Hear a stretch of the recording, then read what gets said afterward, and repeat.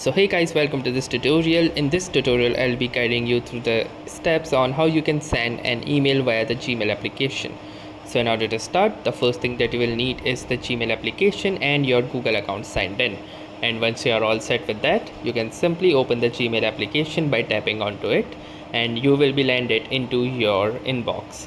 Now within the inbox you will see this option that says compose. So simply click onto this compose option in order to compose a Gmail. Now in this particular interface you first have this from field which represents that who is the sender of this email, which in this case is you yourself. Then you will need to type in the recipient or whom you are sending this email. So type in their address and you can add them as well, and apart from that you can add multiple people. So once you are done with the sender or the receiver, you will need to type in the subject.